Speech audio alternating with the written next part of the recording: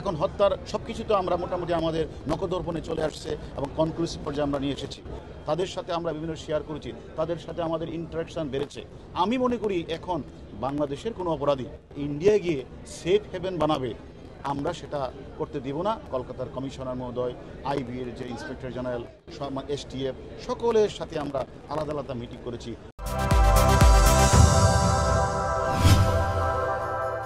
তদন্তকারী কর্মকর্তা বাংলাদেশ এবং এবং কলকাতার তদন্তকারী কর্মকর্তাদের ভিন্ন দিকে ধাবিত করার তাদের অনেক প্রচেষ্টা চলছিল।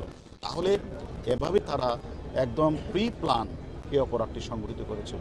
এখন আমাদের কথা হলো যে মূল যে প্ল্যানার, মদতদাতা, বেনিফিশিয়ারি, সে এখনও আমাদের কাছে নেই। এখন আমরা আরেকজন যে রয়েছে সে মানে সিয়াম, সে আছে কাঠমান্ডুতে, আমরা যতটুকু জানি সেটাও আমাদের কাজ চলছে। এখন আসলে আমরা মানে দুই দেশের তদন্তকারী কর্মকর্তারা আমরা তদন্ত করছি। এখন হঠাৎ করে এখানে দেখেন এলাকার আধিপত্য বিস্তার নিয়ে কোনো সমস্যা আছে কিনা, এখানে রাজনীতি, প্রতিদ্বন্দ্বী, অর্থনৈতিক, সামাজিক, বা এখানে উনি মাঝে মাঝে কিন্তু কলকাতায় যেতেন মাননীয় সংসদ, নতুন ব্যবসায়ীর মানে মিথ্যা তথ্য দিয়ে সেখানে নিয়ে গিয়েছিলেন কিনা, আমরা কিন্তু সবগুলি কিন্তু, এবং আপনারা যারা সাংবাদিক ভাইরা আছেন আপনারাও অনেক ধরনের তথ্য আপনারা আমাদেরকে দিচ্ছেন, সব কিছু আমরা বিচার বিশ্লেষণ করছি। পাশাপাশি ইন্ডিয়ান পুলিশ এগুলি বিচার বিশ্লেষণ করছে। হঠাৎ করে কোনো একটা মোটিভ, কোনো একটা উদ্দেশ্য মানে স্পেসিফিক এই বলাটা এই মুহূর্তে সঠিক হবে না। মানে হত্যাকাণ্ডের জন্য স্থানটা বেছে নিয়েছে কলকাতার সঞ্জীবা গার্ডেন, বাট যারা এই হত্যাকাণ্ড সংঘটিত করেছে, মদতদাতা, মূল ঘাতক থেকে শুরু করে সকল আসামিকে তো মোটা দাগে বাংলাদেশি। অতএব আমাদের মূল কাজ হবে এখন হত্যার সব কিছু তো আমরা মোটামুটি আমাদের নখদর্পণে চলে আসছে এবং কনক্লুসিভ পর্যায়ে আমরা নিয়ে এসেছি। আমরা মনে করি বাকিদের জন্য আমরা কাজ করছি। আমরা শীঘ্রই তাদেরকে আইনের আওতায় আনে বিচারের মুখোমুখি আমরা দাঁড় করাবো।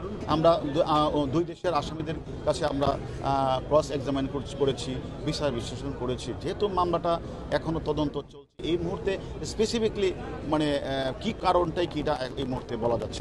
আমি মনে করি যে আমি বারবারই আশাবাদী। আমি কিন্তু ওখানে গিয়ে বলেছিলাম আমরা আশাবাদী। আমরা কিন্তু এখন দেখেন এইরকম ঘটনা তো অনেক ঘটেছে। আপনারা জানেন মালয়েশিয়ার বিমান সেটা ভূমধ্য মানে ভারত মহাসাগরে বিধ্বস্ত হয়েছিল।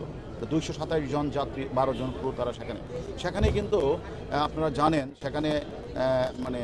সেখানে প্রায় 3 বছর যাবৎ 46,000 বর্গ মাইল এলাকা কিন্তু তারা এটাকে খুঁজেছে। এখানে ঘটনা তো মানে মাসই পার হলো না। আমরা আশাবাদী বাকি আমি বিশেষ করে ধন্যবাদ জানাই যে আমরা বিশেষ করে কলকাতা পুলিশ, এমনকি সিআইডির যারা কাজ করছেন তারা অত্যন্ত আন্তরিকতার সহিত, আমরা যাওয়ার কারণে না, আমরা যাওয়ার আগেও থেকেও তারা এই লাশটা উদ্ধারের জন্য তারা নদীতে, খালে তারা তাদের অভিযান পরিচালনা করছে। যে আমাদের কাছে একটা ওয়াটার থিওরি ছিল। আমাদের যে 3 জন আসামি তার মধ্যে একজন আমাকে বলেছিল, আমাদের তদন্ত টিমকে, যে রাতের বেলা পানির শব্দ শুনতে পেয়েছিল। আমরা ওই ওয়াটার থিওরি, পানির শব্দ শুনতে পেয়েছিল, তাহলে তারা ঘন ঘন ফ্লাশ করেছে।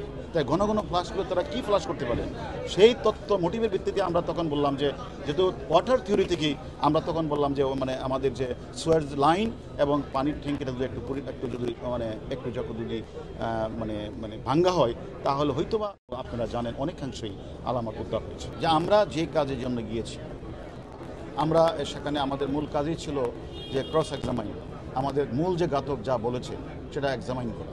আমরা সেখানে আমরা যেটা ডিজিটাল এভিডেন্স ওটা আমরা গিয়ে তার সাথে মিলিয়ে দেখেছি। এবং আমরা যেটা চেয়েছিলাম যে ঘটনাস্থলটাকে পরিদর্শন করে বিভিন্ন জায়গাগুলো অপরাধ সেখানে পরিদর্শন করা হলো। আমরা সেখানে গিয়ে আমরা ইন্ডিয়ান পুলিশের সাথে সিআইডিকে আমরা বিভিন্ন জায়গায় তাদের সাথে অভিযান পরিচালনা করেছি এবং সর্বশেষ আমরা তাদেরকে আলামতের জন্য আমরা সোয়ারেজ লাইন এবং পানি সেফটি ট্যাঙ্কিকে আমরা পরীক্ষা করতে বলেছিলাম। সেটা করেছে এবং উদ্ধারও হয়েছে।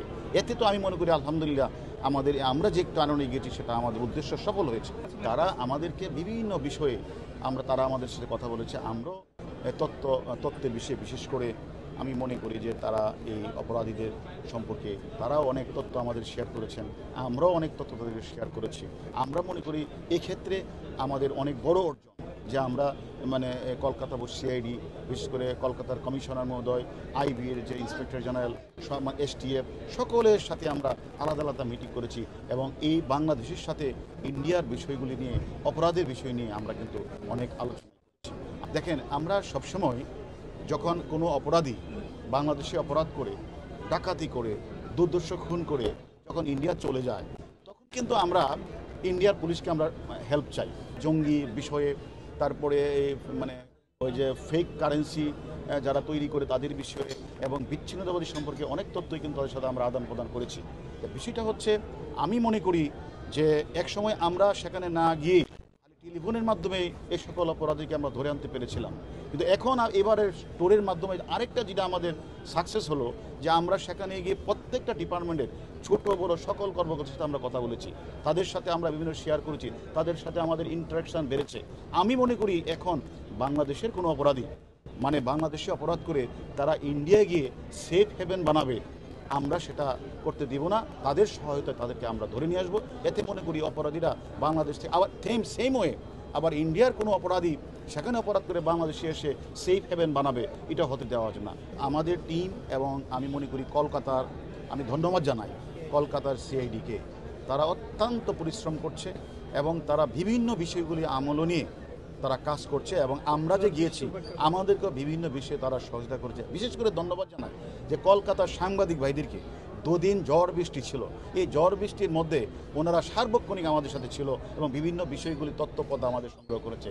এবং ধন্যবাদ জানাই আমাদের বাংলাদেশের যে হাইকমিশন ছিল ইন্ডিয়া, তারাও সার্বক্ষণিক আমাদের সাথে এই ঝড় বৃষ্টির মধ্যে ছিল এবং আমাদের বিভিন্ন বিষয়ে তারা তথ্যপত্রে সাহায্য সহযোগিতা করেছেন এবং তারা বিভিন্ন সাপোর্ট আমাদের করেছেন।